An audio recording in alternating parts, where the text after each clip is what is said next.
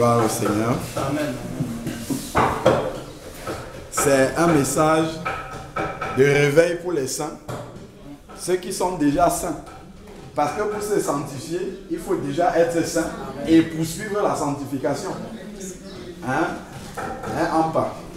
Est-ce que toi tu es déjà saint? Oui, je pense. Tu penses que tu es saint? Ouais. Comment tu es devenu saint alors? Explique-nous.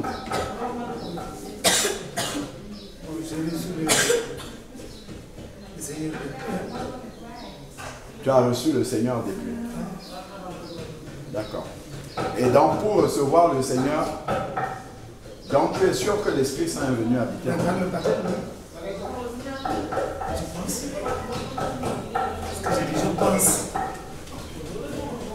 Le frère nous a rappelé tout de suite que tout ce qu'on fait doit être appuyé par la parole de Dieu. Regardons un peu, Jésus est le chemin, la vérité et la vie. Je vais lire 3 versets sur Jésus-Christ, juste 3 versets. Allons dans Luc, chapitre 3.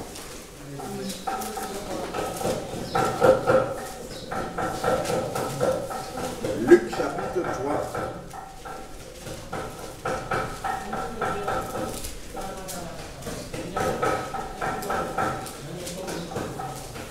Parce que le frère vient de nous révéler sur quelque chose d'important, c'est que Jésus-Christ va revenir. Et Jésus-Christ revient pour chercher son Église. Parce que quand il partait de la terre, il a dit, je m'en vais vous préparer des places et quand je m'en serai allé, je reviendrai vous chercher. Afin que là où je suis, que vous y soyez aussi. Mais pour aller là-bas, il faut s'être préparé pour y être. Et avant de commencer à se préparer, il faut d'abord devenir son enfant. Parce qu'il vient prendre ses enfants qui sont prêts. Si on n'est pas ses enfants, on ne peut pas être prêt. Si on est déjà ses enfants, il faut donc se préparer afin d'être prêt à ce moment-là. Donc, revenons, tu as dit que tu es devenu saint par le baptême. Bon, je n'ai rien contre ça pour l'instant. Je vais juste examiner à la lumière de la parole de Dieu. Et tu vas donc nous expliquer si c'est comme ça que tu es devenu saint. Et là, à ce moment-là, on sera tous d'accord là-dessus. Prenons Luc chapitre 3, à partir du verset 21. Comme nous avons dit que Jésus est le chemin, la vérité et la vie, donc Luc chapitre 3, verset 21 dit, tandis que tout le peuple se faisait baptiser, Jésus fut aussi baptisé. Jésus qui est le modèle, qui est le chemin, qui est venu nous montrer par quelle voie nous devons passer. Parce que quand on dit le chemin, c'est celui qui montre la voie. Voilà. Donc s'il a fait ça, c'est la même voie que nous devons suivre. C'est le même chemin que nous devons suivre. Donc tandis que tout le peuple se faisait baptiser, Jésus aussi fut baptisé. Donc si aujourd'hui je veux me baptiser, je dois chercher le chemin. Comment est-ce que le chemin s'est baptisé? Parce que c'est la manière dont il s'est baptisé. Si je me baptise comme lui, c'est que j'ai suivi le chemin. Si je me baptise d'une autre manière, c'est que j'ai suivi un autre chemin. C'est que je ne suis pas sur son chemin à lui. Donc maintenant, Jésus aussi s'est fait baptiser. Et pendant qu'il priait, donc pendant qu'il priait, l'Esprit Saint descendit sur lui, sous la forme corporelle d'une colombe. Très bien. Donc en fait, quand on se baptise réellement, effectivement, on reçoit l'Esprit Saint.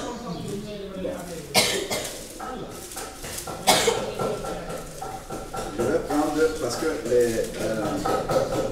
les évangiles se complètent, peuvent rapporter le même récit avec plus de détails. Donc,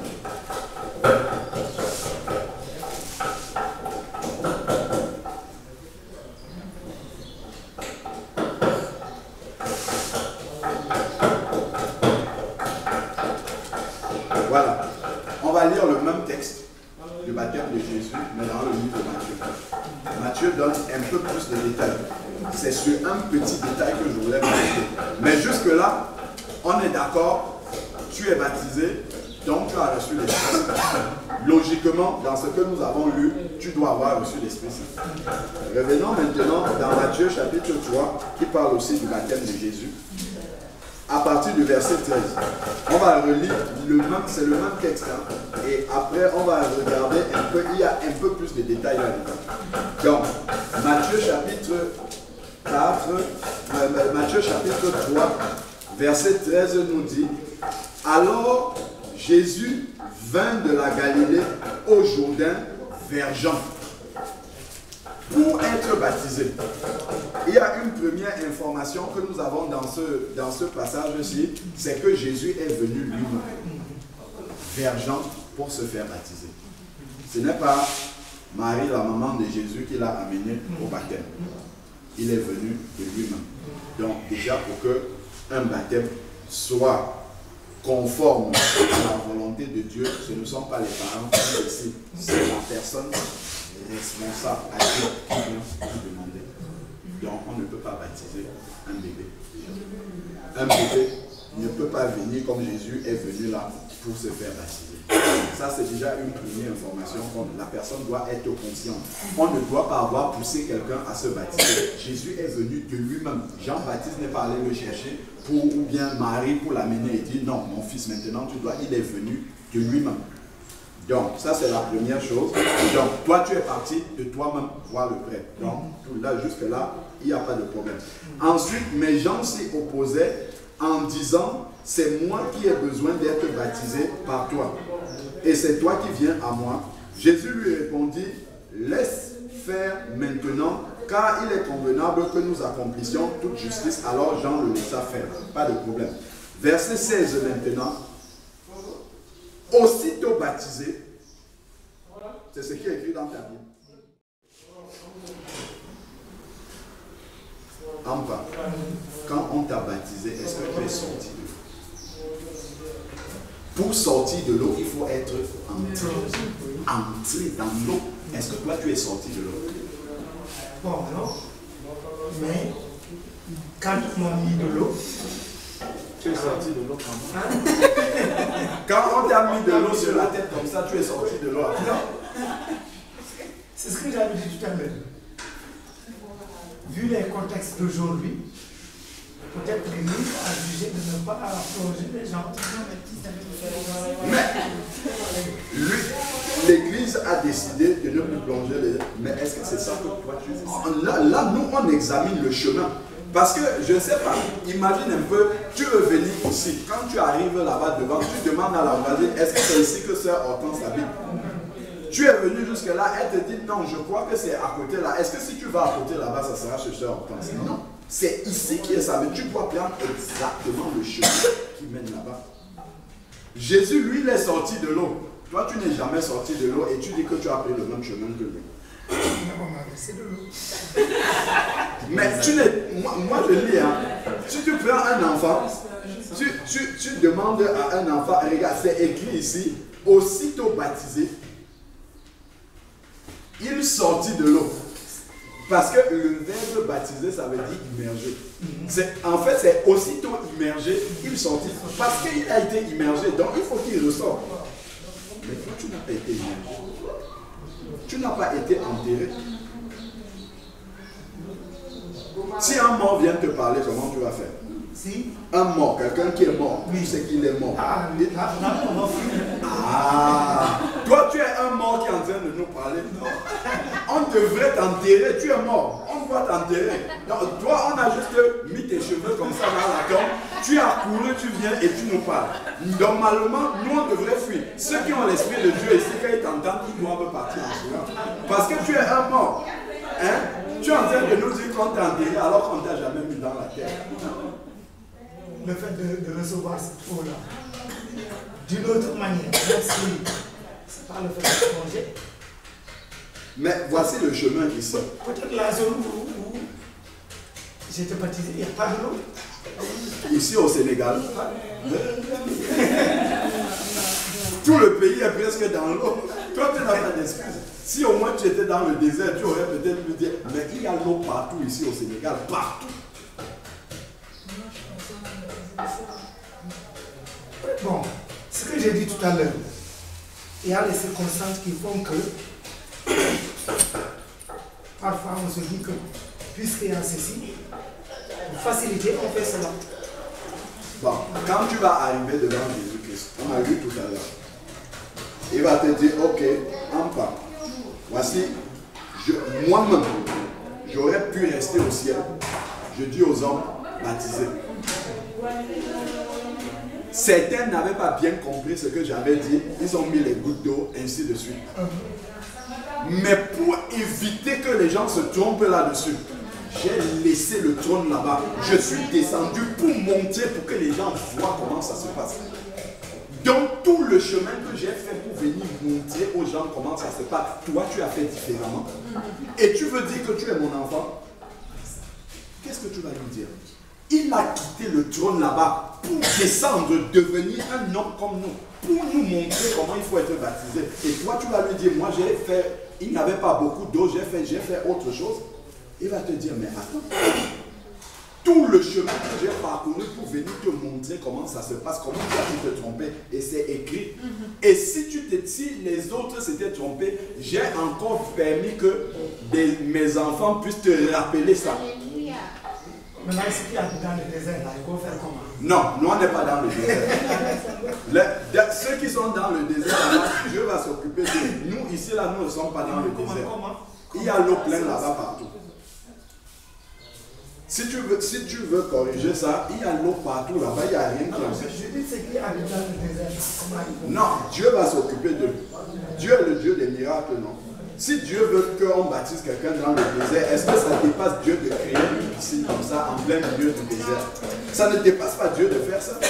Donc pour l'instant, ici au Sénégal, il n'y a pas besoin que Dieu crée une piscine. Parce qu'il a déjà mis la piscine partout là-bas. Donc il y a juste à aller là où Dieu a déjà prévu, il a mis l'eau partout. Hein?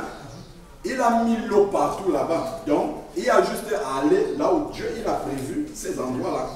Il y a juste à aller là-bas et puis plonger la personne dans l'eau du baptême. Mais après la repentance, ça on avait lu ça, c'est après. Parce que celui qui a baptisé Jésus ici, ce n'est pas n'importe qui, c'est Jean-Baptiste.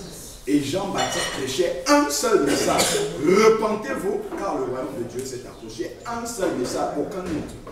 Parce qu'on ne peut pas venir à Jésus sans s'être repenti, sans avoir pris la décision de changer radicalement de vie, de couper les ponts totalement avec sa vie ancienne. Donc Jésus sorti de l'eau, aussitôt baptisé, Jésus sorti de l'eau, donc il avait été immergé. Regardons maintenant la suite. Lorsque Jésus sortit de l'eau, voici les cieux s'ouvrir.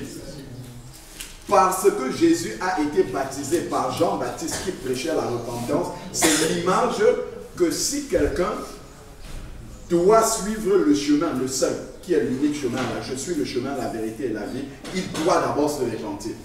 Ensuite, il doit être immergé dans l'eau et sortir de l'eau. Et lorsqu'il sort maintenant de l'eau, c'est à ce moment-là que les cieux vont s'ouvrir pour cette personne-là. C'est ça le chemin, suivre le chemin. Les cieux vont maintenant s'ouvrir pour celui qui sort de l'eau parce qu'il devient une nouvelle créature. C'est une nouvelle créature qui ressort. Il y a un autre verset qui dit aussi que si on ne sème, si le grain ne meurt pas et qu'on le sème, il ne peut pas repousser. Donc en fait, il faut être repenti. C'est la présence de Jean-Baptiste dans le verset. Ensuite, plonger, immerger dans l'eau. Lorsque tu ressors maintenant, comme tu as obéi à la volonté de Dieu, il va se passer quelque chose. Si tu n'as pas obéi si ce n'est pas le chemin que tu as suivi, il ne se passe rien du tout. C'est un lavage assez conséquent. Comme on peut faire un enfant là, on le plonge dans l'eau, on le lave, il n'y a rien qui se passe. Parce que l'enfant n'est pas repenti. L'enfant ne peut pas changer. En fait, c'est qu'on t'a juste nettoyé les cheveux, c'est tout. Il n'y a rien qui s'est passé de spirituel là-dedans. Sans shampoing. Sans shampoing. Il n'y a rien de spirituel. Parce que, en fait, La Bible dit que Dieu est derrière sa parole pour la confirmer. Si tu n'as pas respecté la parole de Dieu, elle ne produit pas ce que Dieu a prévu. Si Dieu dit, va là-bas, fais ceci et moi je ferai ça. Si tu vas ailleurs de là où il t'a montré, il ne fait pas. Si tu n'es pas immergé dans l'eau, moi-même qui te parle ici, j'ai fait 2 ans de catéchisme. Tous les mercredis, j'allais 2 heures de catéchisme. J'ai passé l'examen. Première année, j'avais peut-être 16 suivants de l'examen. À la deuxième année, peut-être 18 suivants, écrit et oral. Après, on m'a versé des gouttes d'eau sur la tête. J'ai marché comme ça, ma vie n'a jamais changé. J'étais toujours le même jeune garçon, avec les copines, tout ça. Ma vie n'a pas changé. Quand le Seigneur a commencé à toucher mon cœur, j'ai dit, mais c'est pas possible. Donc, je ne me suis pas baptisé. Je lis la parole de Dieu comme ça, j'ai dit, j'ai quand même fait 2 ans de catéchisme. Celui qui m'avait imposé, moi j'étais dans une église protestante, quand on m'a mis les gouttes d'eau sur la tête, celui qui a posé ses mains sur ma tête comme ça pour prier, c'était le pasteur, le président de l'église évangélique de tout le Cameroun. C'est lui qui avait posé ses mains sur ma tête. Et je me disais, mais c'est pas possible. Donc, eux tous là, ils se sont trompés. Mais c'est pas vrai. Dans ma propre famille, j'ai des oncles, le frère de ma grand-mère, qui sont pasteurs, qui ont traduit la Bible dans ma langue, du français dans ma langue. Il a traduit la Bible. Eux tous qui baptisent avec les gouttes d'eau sur la tête. Je suis resté comme ça, je dis Seigneur. Donc, eux tous là, ils se sont trompés. Non, je suis déjà baptisé. C'est pas vrai, je suis déjà baptisé. C'est ce que je me disais. J'étais né de nouveau, hein. Je m'étais repenti de mes péchés. J'ai fait 6 mois encore avant d'accepter que le baptême, si c'est le seul. Mais le Seigneur m'a montré, tu es né de nouveau. Si tu ne fais pas ce qui est écrit là, tu ne vas pas avancer. J'ai commencé à tourner en rond comme ça. Tourner en rond, tourner en rond, tourner en rond. Je lisais la Bible. Ça ne passait pas. C'est lorsque, parce que dans ma famille, depuis des générations et des générations, tout le monde, ce qu'ils appelaient baptême, c'était les gouttes d'eau sur la tête. Personne jamais n'avait été plongé dans l'eau. Jamais personne n'avait été plongé dans l'eau. Je me disais, d'où tu vas sortir avec ça dans ta famille? Donc tu me dis que depuis des générations, ça ils se trompent. Toi, tu sors d'où avec ça? Mais le Seigneur me montrait, même dans les rêves, dans les sons, le Seigneur me touche. Tant que tu ne fais pas ça, tu n'es pas mon enfant. Tu peux dire que tu lis la Bible, tu peux dire que tu parles de Dieu, tu n'es pas mon enfant. Ça a duré 6 mois comme ça, où je luttais avec le baptême. Et après, quand j'ai lu l'histoire de Saul de Tarse, qui croyait servir le Seigneur, alors qu'il était complètement en dehors de la volonté, je suis allé trouver le pasteur, je dis, je veux être baptisé. Ça faisait 2 semaines. Il avait parlé du baptême, j'avais dit, moi, je suis déjà baptisé. Je lui dis, je veux maintenant être baptisé. Il dit, mais il y avait des baptêmes là, pourquoi tu n'as pas été baptisé? Je dis, maintenant, je ne peux pas attendre. C'était au mois de novembre, fin novembre, c'est l'hiver, il fait froid. Il dit, maintenant, il fait froid, laisse. Je dis, maintenant, je veux être baptisé. En plein mois de novembre, il faisait froid. Ce n'est pas le froid de Dakar, c'est comme le congélateur. Je lui dis, je dois être baptisé parce que je ne pouvais plus attendre. On est parti plein mois de novembre, il m'a plongé dans l'eau et c'est comme s'il y avait une grande charge qui est quittée de moi comme ça, complètement. Et là, j'ai pu avancer. Ma maman qui avait 65 ans, qui était dans la religion protestante depuis petit, qui a vécu peut-être 50 ans dans la religion protestante. Elle aussi, elle était malade. Elle a reçu une guérison divine. Et on a demandé qui veut accepter Jésus. Elle partait déjà à l'église. Depuis toute petite, elle avait reçu le baptême avec des gouttes d'eau aussi. Quand elle venait, elle s'appuyait comme ça sur le mur. Elle est partie, il y avait des missionnaires qui étaient allés prêcher au Cameroun. Je lui avais dit, maman, il faut que tu ailles écouter la parole de Dieu. Quand elle est arrivée, on était en train d'adorer le Seigneur. Elle s'est levée comme ça, elle voulait le faire et puis elle a commencé à marcher. On dit qui veut donner sa vie au Seigneur. Elle dit moi. Mon papa la regarde comme ça. Mais toi qui étais déjà enfant de Dieu, elle dit je vais accepter Jésus. Elle avait 65 ans par an. Elle est partie.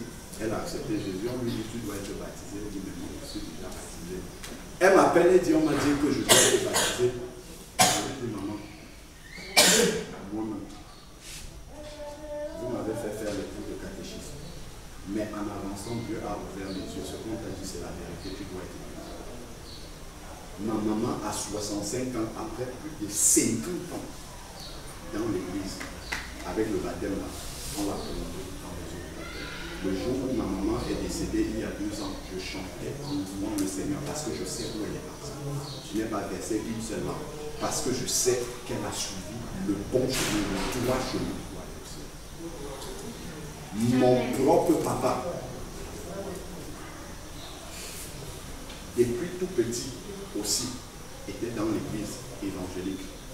Il allait depuis tout petit, il a été baptisé, je ne sais pas à quel âge. Lui, il a cheminé près de 65 ans avec ce baptême-là, pensant que c'était la vérité. En 2015, quand je suis parti en vacances au Cameroun, le Seigneur m'a dit, parle-lui du baptême maintenant, qu'il ne tourne plus en côté. S'il ne passe pas par ce chemin-là, il ne vient pas. Un jour, on était en train de parler, de faire le culte de famille comme ça, avec mon papa. L'Esprit de Dieu est arrivé sur moi. J'ai commencé à lui parler, à parler.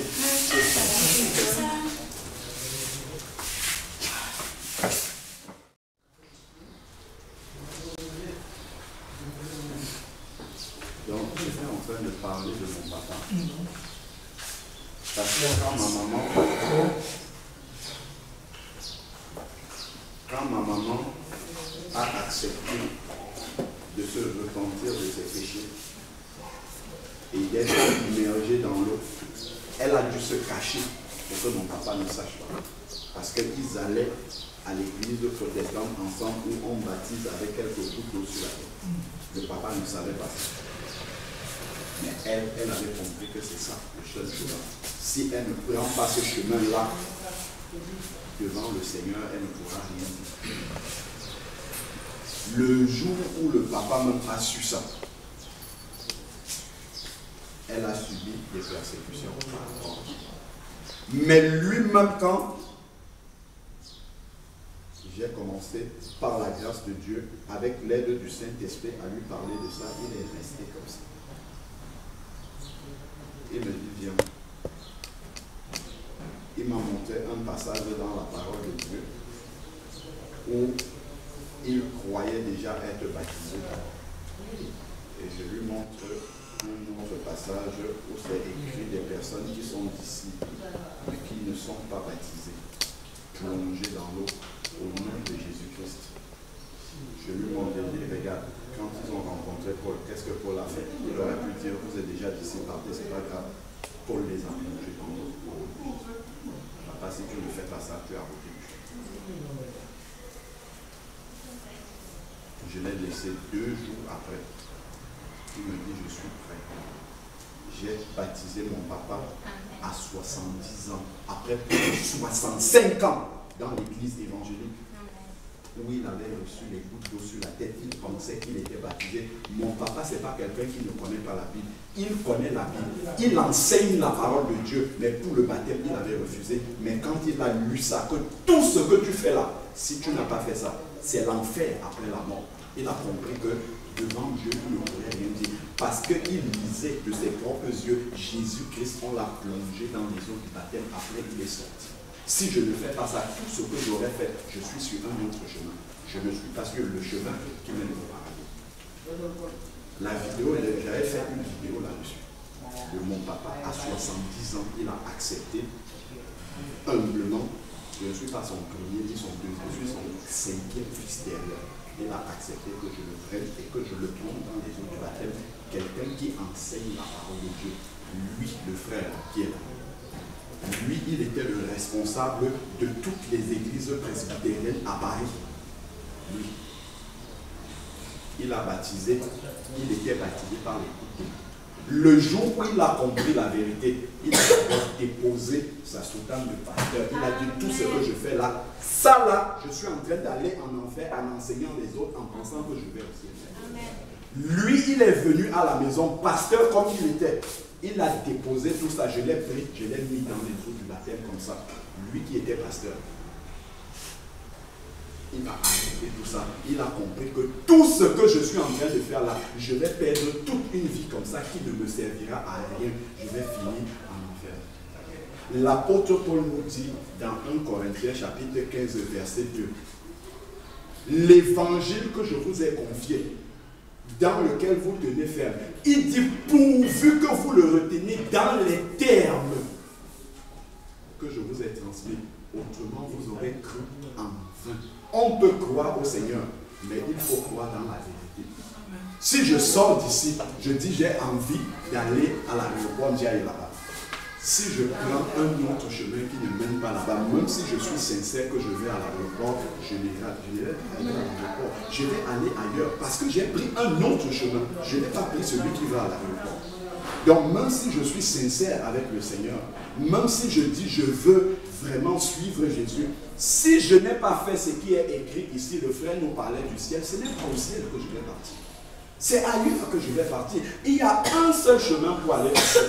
C'est de se repentir de ses péchés. C'est d'accepter Jésus-Christ dans sa vie. C'est qu'on te prenne et qu'on t'immerge dans l'eau au nom de Jésus-Christ. Là, tu vas aller au ciel. Là, tu es sûr que personne ne peut se placer devant toi et dire en bas, tu n'es pas sauvé. Parce que tu vas dire, il est écrit à tous ceux qui l'ont reçu, elle a donné le pouvoir, la parole de Dieu, de devenir enfant de Dieu. Je suis enfant de Dieu par la parole de Dieu parce que j'ai obéi à ce qui est écrit dans la parole de mon Père. Donc vous ne pouvez rien me dire. Je suis enfant de Dieu parce que Dieu le dit dans sa parole, j'ai obéi à ça. Mais si quelqu'un peut venir te montrer un verset comme on vient de te montrer là, est-ce que tu es sorti de l'eau? Tu commences à taper la bouche. Ah, c'est peut-être parce qu'il n'y avait pas d'eau. Ça veut dire qu'en fait, ton salut, tu ne peux pas confesser de manière ferme comme ça devant les gens, je suis sauvé. Tu ne peux pas le dire parce que la parole de Dieu contredit cela. Tu ne peux pas dire je suis sauvé. Donc quand les uns les autres disent moi je suis né de nouveau, tu ne peux pas le dire. Parce que le chemin que Jésus a montré, tu ne l'as pas emprunté. Tu as pris un autre chemin, tu as fait confiance au prêtre. Alors que le prêtre lui-même, il va devoir être jugé. Et c'est à lui que Dieu va demander tout ce que tu as fait là. Il y a des gens sincères qui sont venus vers toi, mais qu'est-ce que tu leur as enseigné? Est-ce que c'est ce qui est dans ma parole? Lui, il va être jugé pour ça. Mais Dieu ne va pas te tenir pour innocent. Tu ne vas pas dire c'est le prêtre qui m'avait dit. Dieu va dire, toi-même, tu es un intellectuel, tu étudiais tes cours nuit et jour pour savoir ce qu'il faut pour réussir aux examens. Et ma parole, pourquoi tu n'as pas étudié? La parole qui est la chose la plus essentielle pour la vie éternelle. Pourquoi tu n'as pas passé des nuits blanches comme tu étudiais tes cours pour valider tes examens à la fac là-bas? Pourquoi tu n'as pas étudié ma parole pour savoir comment être sauvé? Qu'est-ce que tu vas dire?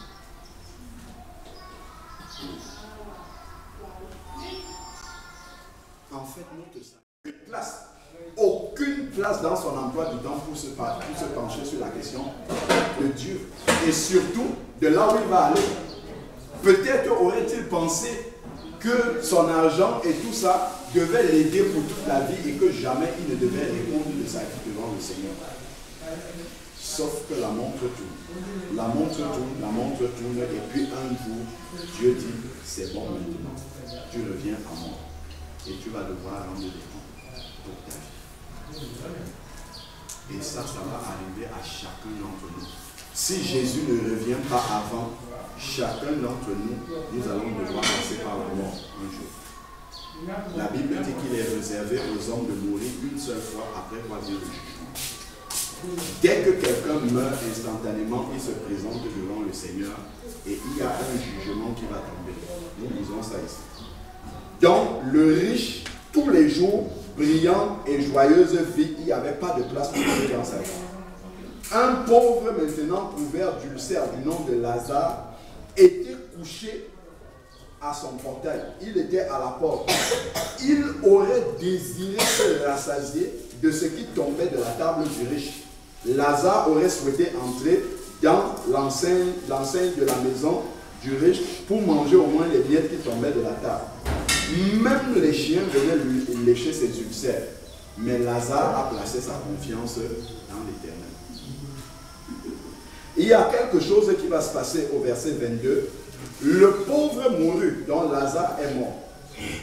Le pauvre mourut et fut porté par les anges dans le sein d'Abraham. Le riche aussi mourut et fut enterré, enseveli. Regardons ce qui est écrit là.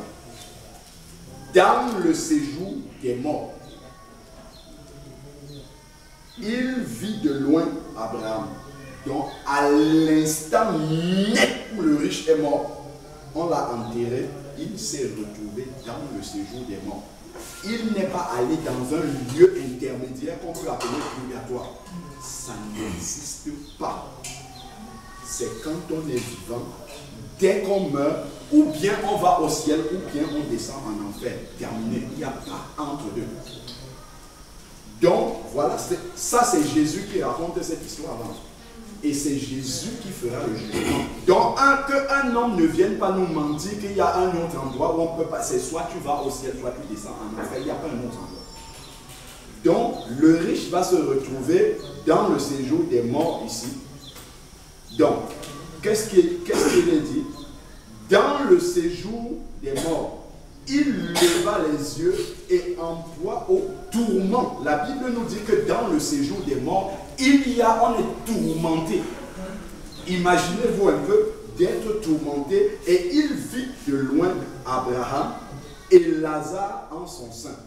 Il s'écria, Père Abraham, aie pitié de moi. C'est un peu comme quand quelqu'un est déjà mort. Nous, ici sur la terre, nous essayons de prier pour lui en pensant que nous pouvons l'aider avec nos prières. Regardons là si les prières peuvent aider quelqu'un qui est mort. Regardons ce qui se passe dans le texte là. Si les prières de nous, les vivants, peuvent aider un mort là-bas, ou si les prières même d'un mort peuvent venir nous aider, on va voir ça dans ce texte-là. Donc ensuite, maintenant, qu'est-ce qui est écrit? Immédiatement après la mort du riche, on voit qu'il est en proie au tourment. Il vit de loin Abraham et Lazare. Lazare qu'il avait laissé sur la terre là-bas, qui aurait aimé manger les miettes qui tombaient de sa table. Il voit Lazare. Il s'écria, Père Abraham, aie pitié de moi. Ce n'est pas après la mort qu'on commence à chercher le salut. Envoie Lazare qu'il trempe son doigt, qu'il trempe le bout de son doigt. Tout s'arrête ici sur la terre. Je suis mort, rien ne peut m'arriver. Là-bas, d'autres personnes disent même, je préfère être incinéré, donc on brûle mon corps, même si on vous brûle votre âme. Ah là, votre âme à l'intérieur va aller soit en enfer. Ce n'est pas le corps. Le riche ici, là, se retrouve dans les tourments et il a soif. Même à notre pire ennemi, on ne peut pas souhaiter ça. Même à notre pire ennemi. Voilà pourquoi si on aime quelqu'un, on lui dit la vérité. Le chemin pour aller au paradis, c'est de naître de nouveau. Si quelqu'un ne naît pas de nouveau, il va partir en enfer brûlé comme tel. Il y a une seule manière de naître de nouveau. C'est de se repentir de ses péchés sincèrement, de changer de vie. Et d'être plongé dans l'eau au nom de Jésus. Et on reçoit l'Esprit Saint qui nous fait devenir un enfant de Dieu. Donc il demande que Lazare trempe son doigt dans de l'eau et qu'il le rafraîchisse.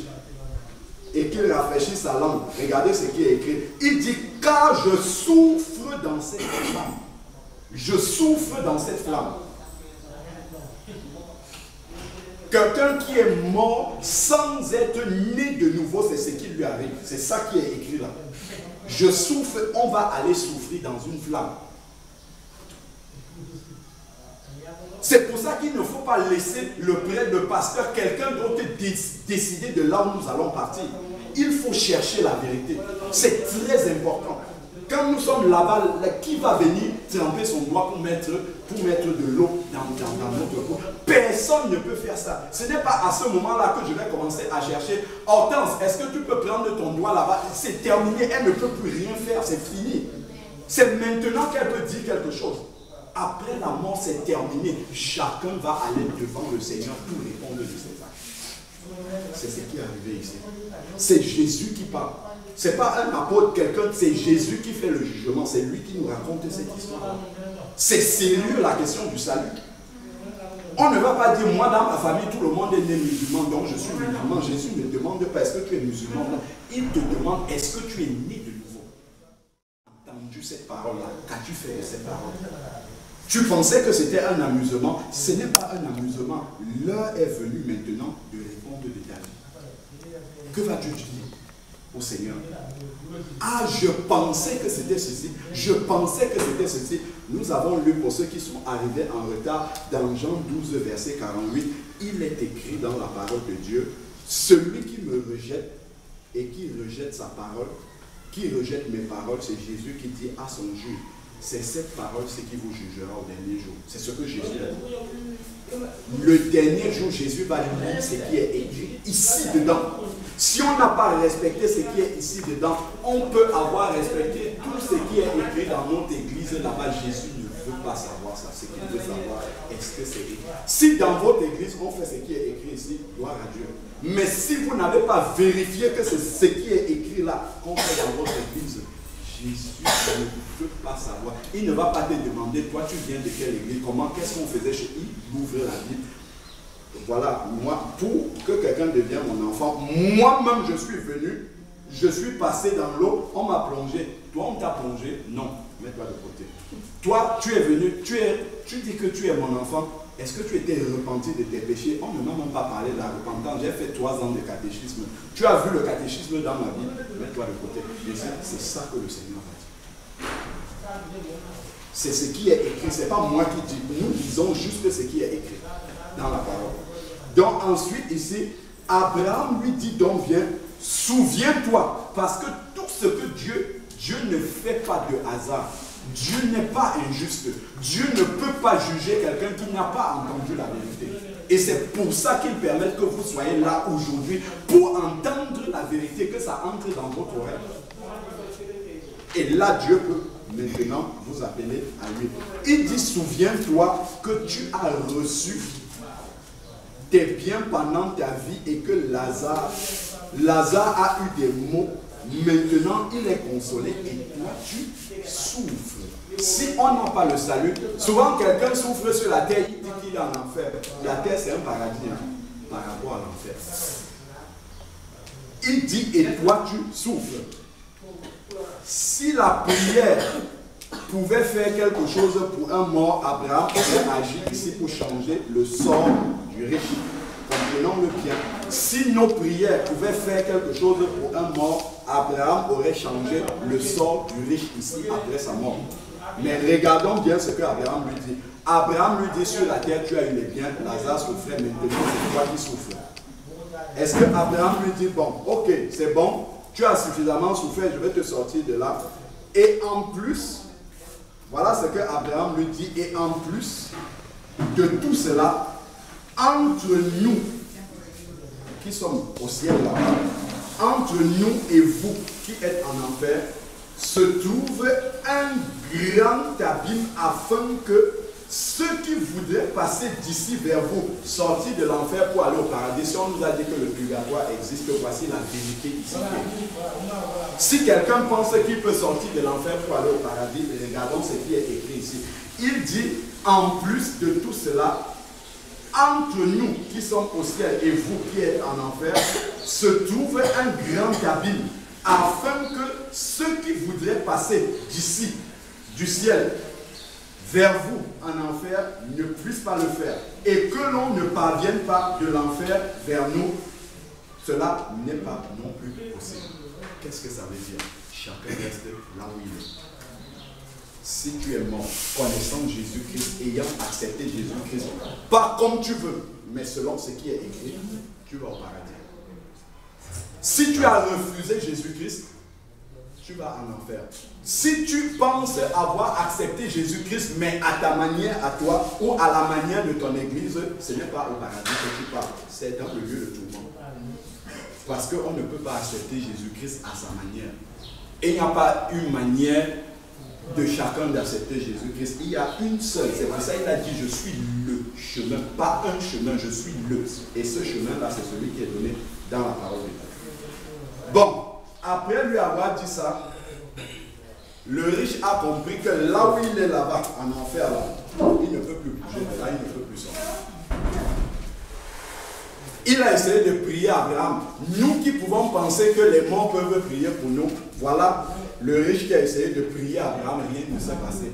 Un mort qu'on veut appeler saint aujourd'hui ne peut pas prier pour nous. Ce n'est pas ça qui est écrit dans la Bible.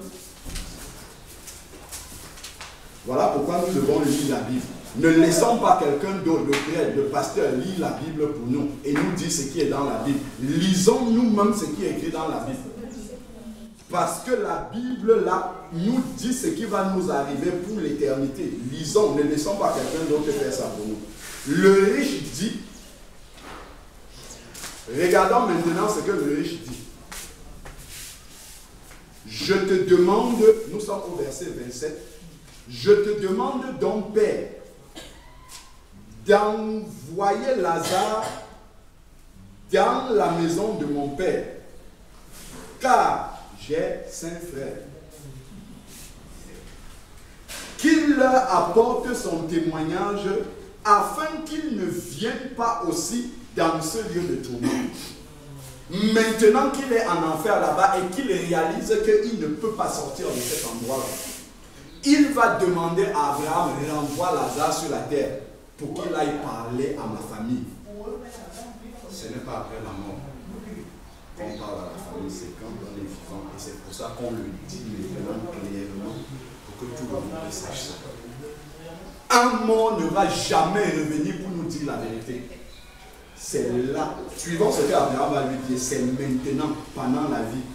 Cette prière-là non plus ne va être exaucée. Un mort ne peut jamais prier pour les vivants. Jamais. Regardons ce qui est écrit. J'ai 5 frères. Maintenant, il se rend compte que là où il est là, il ne faut pas que même ses frères qui sont restés, qui sont encore vivants, viennent là. Abraham lui répondit, regardons, Abraham lui répondit, ils ont Moïse et les prophètes. C'est-à-dire qu'ils ont la parole de Dieu. C'est là-dedans qu'ils doivent voir pour ne pas venir dans le lieu de tourment. Ce n'est pas d'attendre qu'un mort revienne. Ils ont Moïse et les prophètes, ils ont la parole de Dieu. Ils doivent lire dans la parole de Dieu comment on fait pour ne pas arriver dans ce lieu de tourment. Il n'a pas dit non, il faut qu'ils aillent voir un prêtre. Non, ils ont Moïse et les prophètes. Moïse, quand il dit Moïse, il parle des 5 premiers livres de la Bible. Hein. Genèse, Exode, Lévitique, Nombre, Deutéronome. C'est ça les livres de Moïse. C'est là-dedans qu'ils doivent aller lire tout ça. Et les prophètes qui ont annoncé Jésus-Christ et le salut en Jésus-Christ. Notamment Ésaïe 53. Donc ils ont Moïse et les prophètes. Il dit qu'ils les écoutent. Donc, s'ils n'écoutent pas Moïse et les prophètes, s'ils n'écoutent pas la parole de Dieu et obéissent à la parole de Dieu, ils viendront te retrouver là-bas. Toi, tu ne peux rien faire pour eux là où tu es. Eux non plus ne peuvent rien faire pour toi là où tu es. C'est ta destination finale. C'est ça la vérité. C'est dur à entendre, hein? Mais quand je vois les tourments qui sont là-bas, permettez-moi, même si mon don est dur, c'est pour qu'on se rende compte que l'enfer, c'est une vérité, c'est une réalité. Et on ne peut pas souhaiter ça même à son pire ennemi. Il faut lui dire ça quand il est vivant. C'est pour ça qu'on dit, il a Moïse et les prophètes. C'est pour ça que nous insistons dessus, pour que chacun se rende compte. On peut être grand, on peut être petit, on peut être vieillard, mais nous tous, la mort, c'est pour tout le monde. Ça peut retarder, mais un jour ou l'autre, ça arrive et nous devons nous trouver devant Dieu pour répondre. Donc ensuite, qu'ils les écoutent. Ils ont Abraham et les prophètes. Donc qu'ils cherchent dans la parole de Dieu et obéissent à la parole de Dieu. Pas à une communauté, mais à la parole de Dieu. Ils ont Moïse et les prophètes. Ça fait référence à la parole de Dieu. Et il dit non. Il commence à négocier. Comme nous pensons que nous allons pouvoir négocier avec Dieu, regardez comment la négociation se passe. Alors on n'est même pas avec Dieu, il négocie avec Abraham. Il essaye, depuis là, il essaye de négocier des choses. Il n'y a rien qui passe. Tout ça, Dieu l'utilise. C'est Jésus qui raconte cette histoire. Hein. Il utilise ça pour nous montrer que lorsque quelqu'un part de la terre, son sort pour l'éternité est scellé et ne peut pas changer. C'est pendant qu'il est vivant qu'il doit prendre une décision définitive de sortir du monde pour entrer dans l'église de Jésus-Christ. Entrer dans l'église de Jésus-Christ, ce n'est pas aller prier quelque part tous les dimanches dans un bâtiment. C'est de se repentir de ses péchés, d'accepter Jésus-Christ comme son Seigneur et son Sauveur, et de marcher comme il veut tous les jours de notre vie, en lisant ce qu'il demande dans sa parole. Amen. En entretenant une communion personnelle avec lui, comme notre frère nous a enseigné tout à l'heure. En étant immergé au nom de Jésus-Christ pour séparer notre ancienne vie de la nouvelle qui va commencer. C'est ça qui est le chemin. Ils ont Moïse et les prophètes, qu'ils les écoutent. Le riche va encore dire, et il dit, non, Père Abraham, mais si quelqu'un des morts va vers eux, ils se repentiront. Et qu'est-ce qu'Abraham va lui dire? Et Abraham lui dit, s'ils n'écoutent pas Moïse et les prophètes, s'ils n'obéissent pas à la parole de Dieu là, qu'on est en train de leur prêcher aujourd'hui, s'ils n'obéissent pas à cette parole-là, s'ils n'écoutent pas Moïse et les prophètes, ils ne se laisseront pas persuader si quelqu'un revient d'entre les morts. Si vous n'avez pas accepté le message ici aujourd'hui, même si un mort sort du tombeau aujourd'hui et vous dites que le baptême par immersion, c'est le seul vrai baptême, vous n'allez pas croire. Si vous ne croyez pas ce qui est écrit là, vous n'allez pas croire même si un mort revient.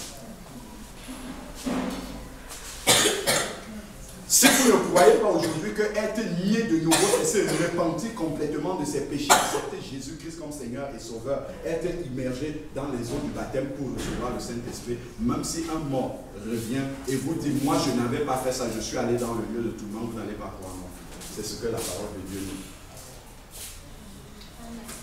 Je finis par un verset dans la parole qui nous dit, Dieu, sans tenir compte des temps d'ignorance, appelle tous les hommes en tout lieu, même ici à Dakar, qu'ils aient à se repentir de leurs péchés et qu'ils changent de vie. Parce qu'il y a un jour pour le jugement. Dieu est miséricordieux et permet que tout le monde partout puisse entendre cette parole-là. Les temps d'ignorance, c'est quand on n'a pas encore entendu la parole. Mais une fois qu'on a déjà entendu la parole, on se positionne par rapport à cette parole-là. Soit on l'accepte, soit on la rejette. Donc si aujourd'hui nous ne recevons pas cette parole-là, ça veut dire qu'on l'a rejetée. Parce que ce que nous avons dit, on a juste lu la parole de Dieu. Si on rejette cette parole-là, on devient un rebelle. Et si nous sommes rebelles, le royaume de Dieu, ce n'est pas pour les rebelles, c'est pour les personnes qui obéissent au Seigneur. Donc si devant Dieu nous disons, ah moi on ne m'avait pas dit, il va juste te montrer comme ça sur un écran, ce moment-ci, que nous sommes là. Il va te montrer, voilà le jour où je te montrais, je te disais ce qui vient après la mort. Tu as fait comme si tu n'entendais pas. Qu'est-ce que tu vas lui dire? Rien. La Bible nous dit dans la parole de Dieu que le jour du jugement, vous sera fermé devant le Seigneur. Parce que personne ne pourra discuter avec lui. Si quelqu'un a prévu qu'après la mort, il va se présenter devant Dieu pour avancer des arguments, ne discute pas avec Dieu. Parce que Dieu a des preuves, comme le tribunal amène les preuves pour démontrer la culpabilité de quelqu'un. Dieu il te sort une seule preuve, il te montre le message d'aujourd'hui et il te montre sa parole, il dit tu n'as pas obéi. On te l'a dit, tu n'as pas obéi, donc là où tu es, tu mérites d'être là. Si tu es en enfer, tu mérites d'être là. Si tu avais obéi, tu es au paradis, gloire au Seigneur. Donc, sachons vraiment que c'est ça la vérité et ce message-là, c'est un message éternel. Là où le riche est là-bas, dans 5 ans, il sera toujours là. Dans 10 ans, il sera toujours là. Dans 20 ans, dans 100 ans, il sera toujours dans le feu éternel là. Là où il demande qu'on lui donne une goutte. Si vous avez lu là, Lazare n'a pas pris son droit pour lui donner de l'eau. Pas du tout. Dans 100 ans, 50 ans, 5000 ans, il sera toujours là-bas. C'est ça la vérité de la parole. Et c'est très sérieux. Jésus-Christ, le bon Dieu, c'est lui qui nous dit ça. Dieu est bon, mais il est saint. Dieu est bon, mais il est juste. Dieu est bon, il est miséricordieux, mais il ne peut pas changer sa parole à cause de vous. Si quelqu'un n'a pas obéi à cette parole-là, Dieu est obligé d'appliquer la sentence qu'il a déjà dit dans sa parole. Par amour pour les êtres humains. L'exemple que je n'arrête pas de prendre depuis que je suis là, c'est de dire que si le responsable de la maison aussi, il aime tellement des personnes, il accueille tout le monde chez lui, venez, venez, les gens viennent. Un jour, il y a quelqu'un qui tape à la porte là-bas. Le responsable de la maison est ici, il lui dit entre. La personne dit non, je veux te voir d'abord à l'entrée là-bas avant d'entrer. Il dit non, tout le monde entre. Il dit non, je veux te voir là-bas à l'entrée. Le responsable de la maison se lève, il arrive là. Le monsieur lui dit, je veux entrer chez toi, mais avant d'entrer, j'ai quelque chose à te dire. J'ai le choléra, j'ai la gale et c'est très contagieux. Si je te salue seulement comme ça, tu fermes la gale. J'ai la tuberculose. Ça infecte tout le monde. Le responsable qui a l'habitude d'accueillir tout le monde chez lui, est-ce qu'il va le laisser entrer pour contaminer nous tous qui sommes ici? Même s'il aime les gens comme il ne va pas le laisser entrer pour nous contaminer. C'est la même chose avec Dieu.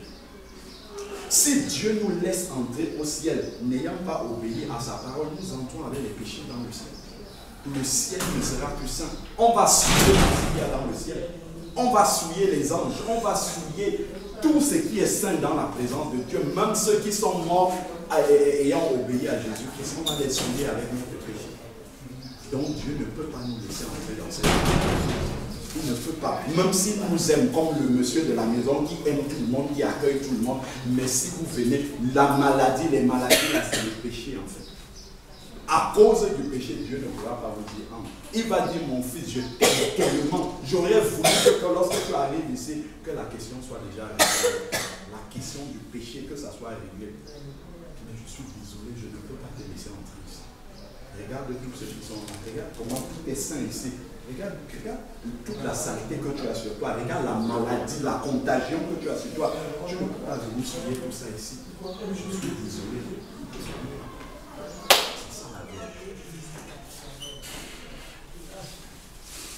Donc, vraiment, que chacun puisse considérer cette question-là. La question de l'éternité est une réalité pour tout le monde. Nous n'acceptons pas Dieu parce que nous avons peur de lui.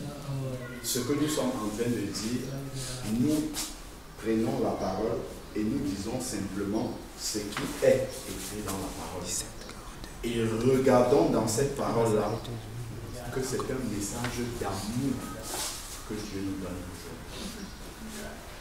Parce que le riche qui s'est retrouvé là-bas, s'il pouvait avoir une seule seconde qu'on lui donnait de revenir sur la terre pour écouter ce que nous écoutons ici, il aurait donné tout ce qu'il a pour revenir ici et pouvoir prendre une décision.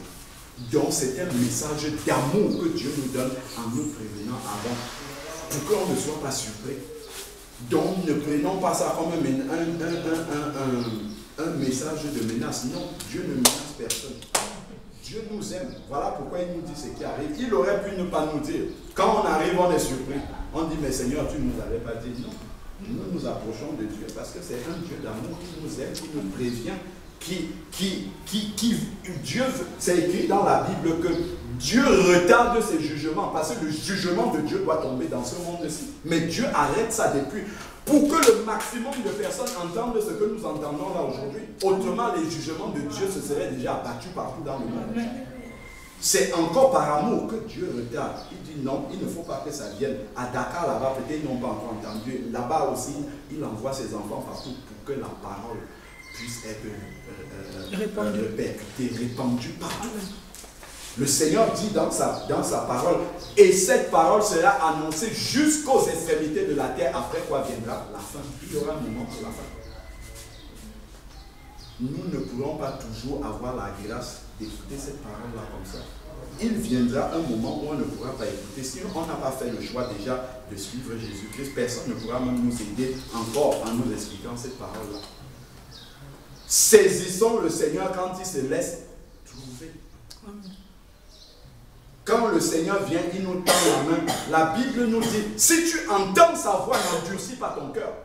Car demain ne t'appartient pas. Demain appartient à Dieu. Aujourd'hui, tu peux prendre une décision. Peut-être cet après-midi, d'ici 1 heure de temps, tu ne pourras plus prendre cette décision. Ça sera trop tard.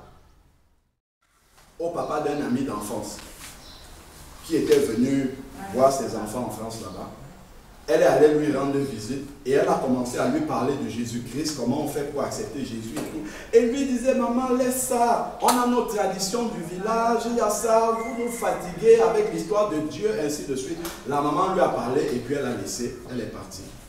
C'était un samedi après-midi. Le dimanche matin, il s'assoit sur la table avec sa famille en train de manger. Et pendant qu'il parle avec eux, il se pousse comme ça, AVC, terminé, parti pour l'éternité. Qu'est-ce qu'il va dire à Dieu? La veille, Dieu lui a tendu la main comme ça. Il a vu cette main. La veille de sa mort, il ne savait pas que c'était sa mort. La veille, Dieu lui a tendu une main. S'il disait, je reçois Jésus-Christ dans ma vie, il partait au ciel. Non, il a commencé la philosophie, non maman, ceci. Le lendemain, il était assis à table le dimanche, il se penche en mangeant comme ça, il tombe une AVC, rupture d'anévrisme terminée. C'était parti pour l'éternité. Donc quand nous recevons la parole de Dieu comme ça, ne commençons pas la philosophie, il y a ceci, obéissons à cette parole-là, elle est sainte. Celle de Dieu veut que tous les hommes soient sauvés et parviennent à la connaissance de la vérité, c'est ça qu'il veut. Il veut qu'aucun ici là ne manque au ciel. Aucun. Il veut que nous tous ici, nous allions au ciel avec lui. Mais ça dépend de nous. Ça dépend de nous. C'est nous qui choisissons. Dieu nous a créés libres. Il ne force personne. Il te dit et tu fais un choix. Si tu dis moi je ne veux pas, je préfère m'accrocher à ce que moi on m'a monté depuis tout petit. Dieu dit accroche-toi alors et puis à la fin tu verras. Si tu dis Seigneur, moi je veux que tu m'éclaires, Dieu t'a dit mais voilà ma parole qui est devant toi, qui t'éclaire déjà. Laisse-toi éclairer.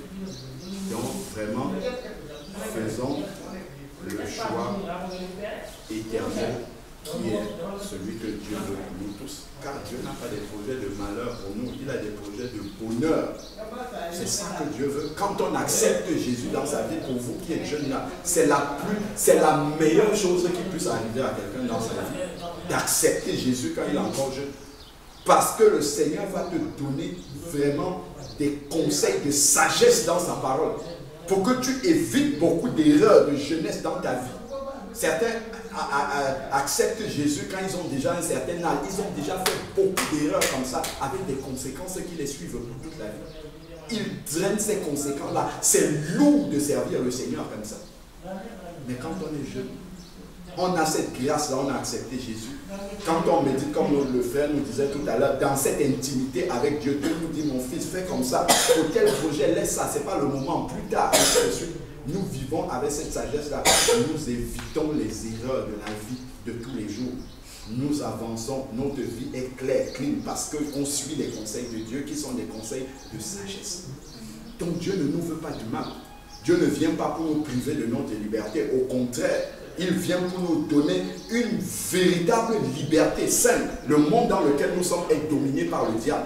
Voilà pourquoi le diable, il essaye déjà de retenir ceux qui ne sont pas, qui ne s'intéressent même pas à Dieu. Ils lui appartiennent déjà. Maintenant, ceux même qui veulent s'intéresser à Dieu, le diable crée toutes les religions que vous voyez, témoins de Jéhovah, catholiques, tout ça c'est le diable. Ça ne vient pas de Dieu, musulman, ça n'a rien à voir avec Dieu. C'est le diable qui crée tout ça pour aveugler même ceux qui ont le cœur pour Dieu. Pour perdre le maximum, parce que l'enfer a été créé pour le diable et les démons, pas pour les êtres humains. Donc le diable crée des astuces pour amener tout le monde avec lui dans l'enfer, selon notre cœur. Si notre cœur veut s'approcher de Dieu, il essaye de faire en sorte qu'on se trompe. Heureusement que Dieu a laissé sa parole. Si on n'avait pas cette parole-là, on resterait seulement comme ça. Quelqu'un vient nous dire, le chemin c'est ça, on le suit aussi comme un mouton. L'autre vient, il nous dit, le chemin c'est plutôt l'autre, on le suit comme un mouton. Non, Dieu, dans sa grâce, parce qu'il a vu que le diable devait agir comme ça, en créant différentes branches compliquées, on ne comprend pas qui a la vérité, il a laissé sa parole. Il a laissé sa parole pour que nous tous, si quelqu'un vient, il dit qu'il parle de Dieu, il explique, je dis, tout ce que tu m'as expliqué, c'est bien. Ça a l'air d'être la vérité. Mais montre-moi dans la Bible où c'est écrit. C'est la seule chose que je veux savoir. Ce que tu fais là, tu me dis que pour aller au ciel, il faut venir se confesser chez le prêtre, ainsi de suite. Je suis d'accord, je ne discute pas. Montre-moi seulement ça dans la Bible. C'est tout ce que je veux savoir. C'est la grâce que Dieu nous a faite, c'est de nous laisser la Bible là. Celui qui lit la Bible lui-même ne va pas se tromper. S'il est sincère, qui cherche Dieu, il lit la Bible là, il ne va pas se tromper. Dieu va venir là-dedans. C'est parce que Dieu savait que beaucoup de mouvements devaient naître et raconter et faire n'importe quoi qui n'a rien à voir avec Dieu. C'est pour ça qu'il a laissé sa parole. Il y a des gens pendant des siècles et des siècles qui sont morts à cause du livre là. Ils ont payé de leur vie pour que nous ayons la Bible que vous voyez là. Si vous avez lu l'histoire de l'Église, on avait interdit aux gens de lire la Bible que vous voyez là. Seul le prêtre pouvait lire ça et en latin encore.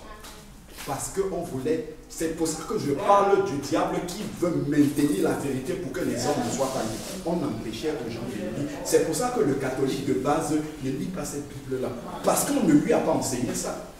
On ne lui a pas appris à aller vers la Bible, on lui a appris à aller vers l'homme. On n'a pas appris d'aller vers ça. Parce que ça, c'est la parole de Dieu, c'est la seule. Ce n'est pas la seule religion. Je n'ai rien contre le catholicisme, protestants, musulmans, tous. Si tu lis là, ils ne font pas ce qui est écrit.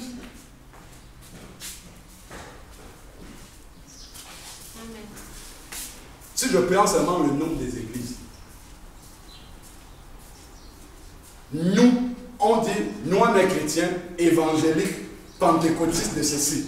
L'autre, moi je suis catholique réveillé du nouvel âge. L'autre là-bas, nous sommes les saints du dernier jour, les témoins de Jéhovah, c'est notre nom. Vous lisez la Bible là de Genèse jusqu'à Apocalypse, Jésus a dit, je bâtirai mon église. Jamais un apôtre a donné un nom à une église. Jamais. Jamais on a donné un nom à une église. Vous savez pourquoi? Vous savez pourquoi jamais on a donné un nom aussi? Lorsque Adam, Dieu a sorti Ève de sa côte, qui était son épouse. Dieu aurait pu dire, toi tu t'appelles Ève. Dieu n'a pas fait ça. Dieu a amené Ève devant Adam. Adam a dit, ça c'est l'os de mes os, la chair de ma chair, on l'appellera femme. C'est Adam qui a donné le nom à son épouse. Et c'était une manière pour Dieu de donner l'autorité à Adam sur son épouse. Christ est le chef de l'église de Dieu qui existe. La première fois qu'on parle de église dans la Bible, c'est Jésus-Christ qui a prononcé ce mot. Il a dit, qui dites-vous que je suis? Les disciples ont répondu, Pierre a dit, tu es le Christ, le Fils du Dieu vivant. Il a dit, tu es Pierre. Sur cette pierre-là, je bâtirai mon église. Il n'a pas dit que ce sont les hommes qui bâtissent son église. C'est lui-même qui bâtit son église. Il touche telle personne à tel endroit, il le ramène dans l'église. Il touche tel autre, il le ramène. C'est lui qui bâtit son église. Jésus a été le premier à prononcer le mot église comme Adam a été le premier à dire ma femme s'appelle Ève. L'église, c'est l'épouse de Jésus-Christ. C'est pour ça que c'est lui qui a donné son nom. Il a appelé église. Personne ne peut donner un autre nom à l'église que église. C'est tout. Les apôtres n'ont donné aucun autre nom dans la Bible. Catholique, protestant, pentecôtiste, tout. Ça n'existe pas dans la Bible. Ce sont les hommes qui ont créé ça. Imaginez-vous un peu. Vous allez vous doter une femme. C'est le sang de Christ qui a racheté son église. C'est l'image de la dot. Vous dotez une femme, vous l'amenez le jour où vous allez à la mairie avec elle. Dès que vous signez le mariage comme ça, elle, disons, je ne sais pas, disons, qui s'appelle Manga. Sa femme doit porter le même nom que lui, Manga. Quelqu'un sort là-bas, de la foule là-bas, il dit, la femme que tu es en train de s'épouser, de l'épouser là-bas, elle ne va pas s'appeler Manga. Elle va s'appeler Gandhi Moun comme moi. comment va être la réaction du mari? Vous allez épouser une femme et quelqu'un d'autre vient lui donner son nom. Ce n'est pas possible. C'est ce que toutes les églises qui ont un nom là, c'est ça la vérité de la parole de Dieu. C'est pour ça que Jésus n'est pas leur chef. C'est celui qui a donné le nom à l'église qui devient le chef, pas Jésus-Christ. Celui qui a donné le nom à l'église, c'est lui qui devient le chef de cette église-là. Voilà pourquoi les apôtres n'ont jamais, ils ont bâti des communautés comme ça dans plein de pays. Ils n'ont jamais appelé ça par un autre nom que église, c'est tout. Parce que Jésus avait dit ça. Dès que tu dis « je suis catholique », tu ne te soumets plus à Jésus-Christ, tu te soumets à celui qui a donné le nom catholique. Voilà pourquoi tous les catholiques se soumettent au pape, sans exception. Si tu lui dis le pape est dans l'erreur, il dit non, jamais, il a la vérité. Parce que c'est le pape et sa suite là-bas, c'est eux qui ont donné ce nom.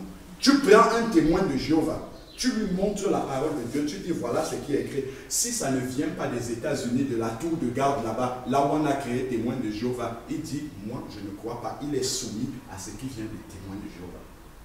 Si quelqu'un dit moi je suis pentecôtiste, là où on a créé les pentecôtistes là, c'est ce qu'on dit là-bas, c'est à ça qu'il va se soumettre au lieu de se soumettre à cette parole-là qui est Jésus-Christ. C'est comme ça partout. Dès qu'il y a un nom dans l'église, celui qui a donné le nom, c'est lui qui est le chef de l'église. Ce n'est pas Jésus-Christ du tout. Voilà pourquoi quand on montre ce qui est écrit là à quelqu'un qui est dans une église avec un nom, au lieu de lire ce qui est écrit là, il va plutôt regarder qu'est-ce qu'on fait dans l'église. C'est à cause de ça, c'est parce qu'on n'a pas laissé le nom que Jésus a donné. Celui qui devient l'épouse de l'église, l'époux de l'église à laquelle il appartient, c'est celui qui a créé et qui a donné ce nom. Ce n'est pas Jésus-Christ. Jésus-Christ lui a dit, on appellera église. C'est tout. Il n'y a pas un autre nom qu'on doit mettre là-dessus. C'est lui qui a versé son sang. C'est lui qui a payé la dot pour son épouse. Ce n'est pas quelqu'un d'autre qui doit venir donner un nom.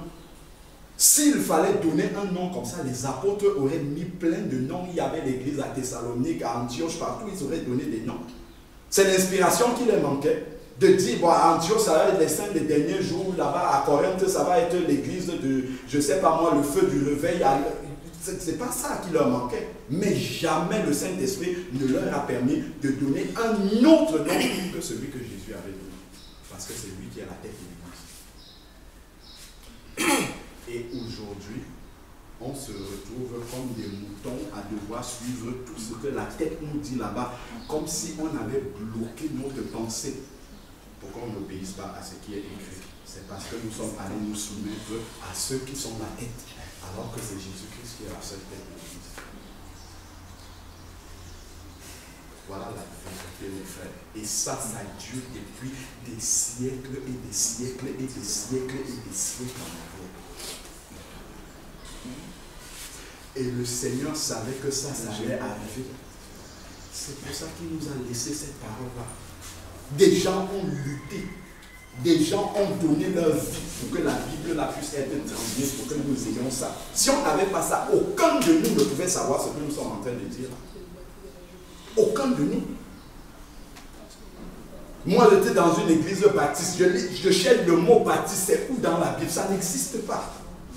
L'église baptiste, ça n'existe pas dans la Bible. L'église pentecôtiste, ce n'est pas écrit là-dedans. L'église adventiste, 7e jour, ce n'est pas là-dedans. L'église catholique, ce n'est pas là. Témoin de Jéhovah, là, il n'y a rien, pas ça là. Il y a juste l'église. C'est tout.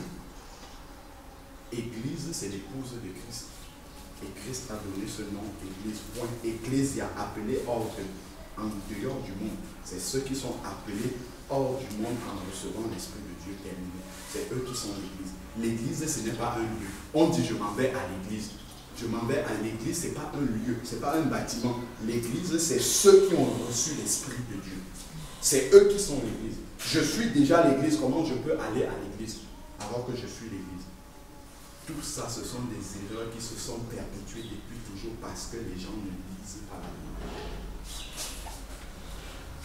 Bible. Dans presque toutes les maisons, il y a des Bibles.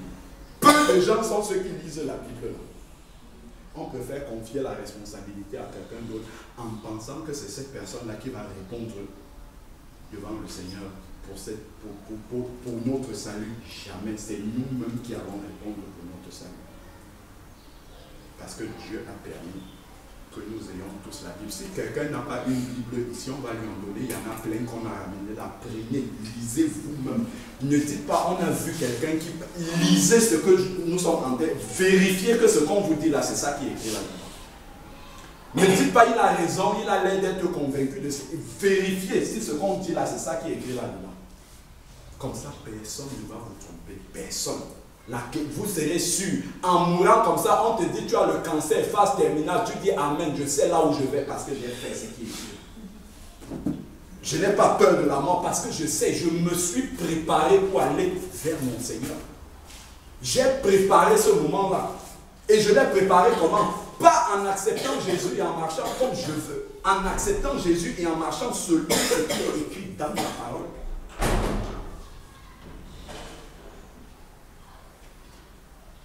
Donc, vraiment, que ce que nous avons entendu là ne s'éloigne pas de nos oreilles. Sachons une chose.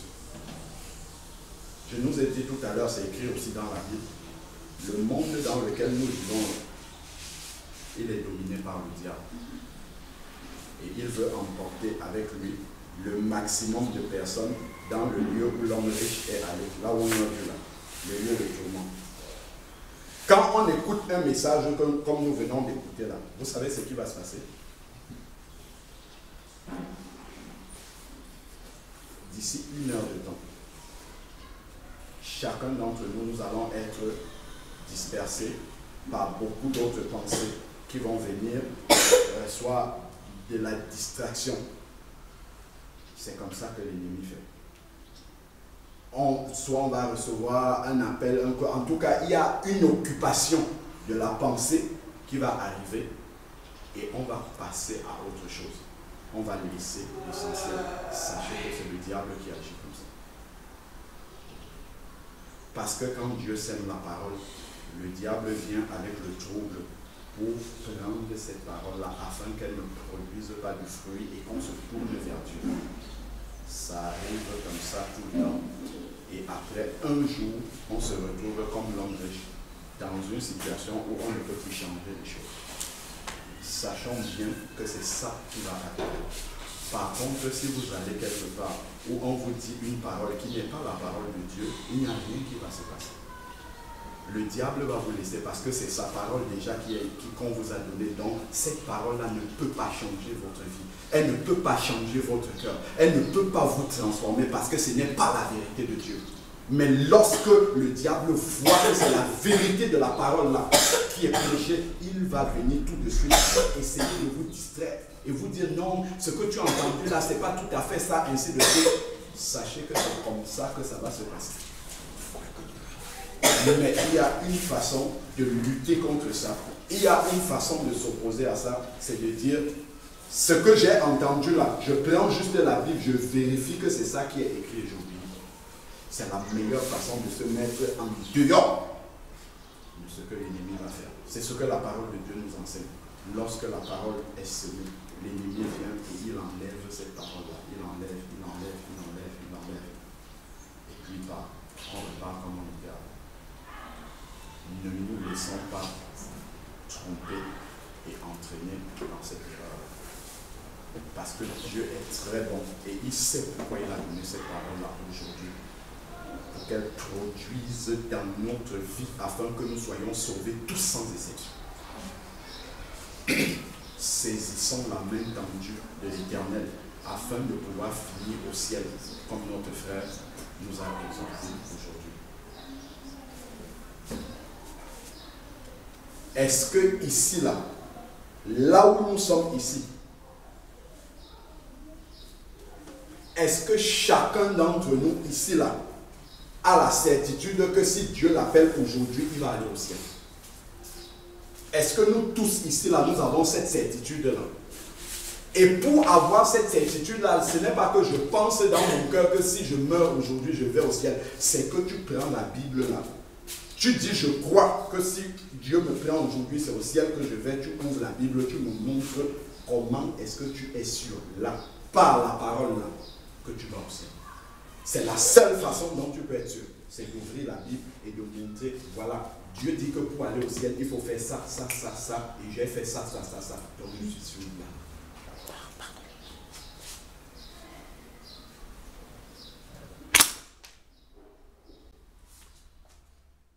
À tout ce qui a été dit là, moi, personnellement, ma situation, c'est laquelle?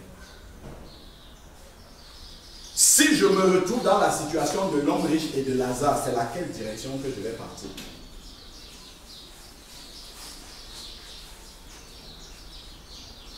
On avait posé ça dans un culte d'enfants.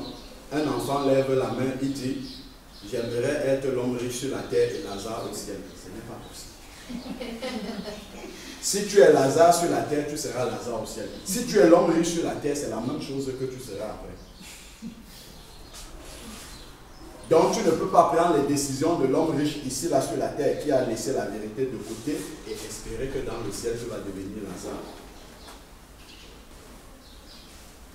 Donc, vraiment, si quelqu'un a une question, ne repartons pas avec des questions. Si quelqu'un n'a pas compris quelque chose de tout ce qui a été dit là, posez la question. Ne laissez pas d'être... de dire, je pensais l'éternité, on ne pense... Vous avez vu comment l'homme riche a commencé à réfléchir? Dis à Lazare de tremper sa main, envoie Lazare pour aller dire à mes frères, ainsi. C'est après qu'il commence à réfléchir.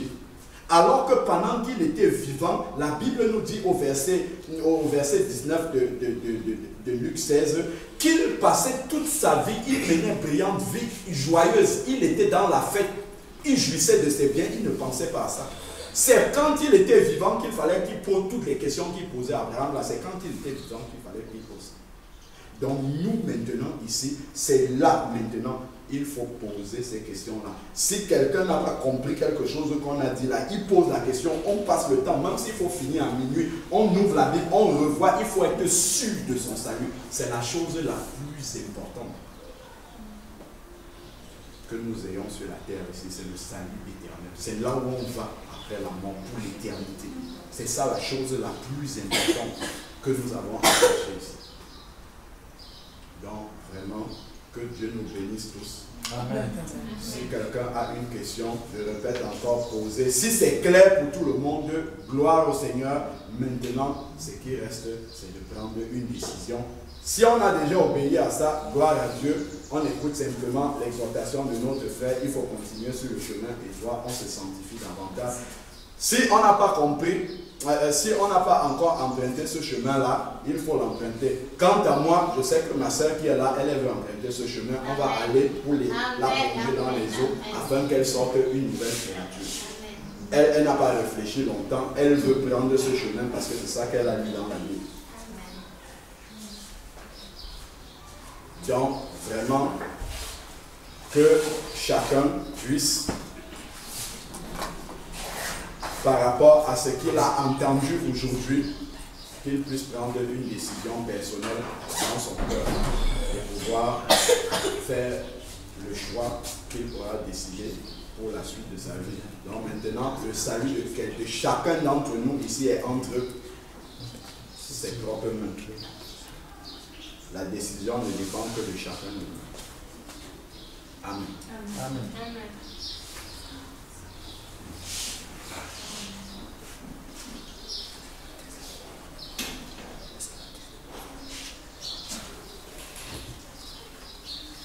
Il n'y a pas de questions?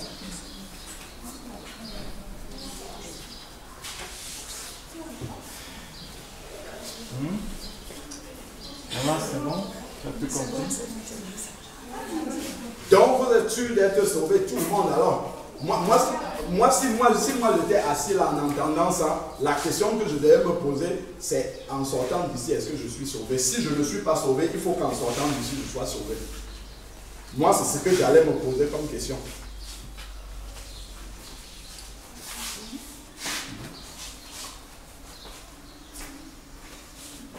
Vous avez compris les enfants? Ce qu'on a dit, vous avez compris? Voilà, que Dieu vous bénisse.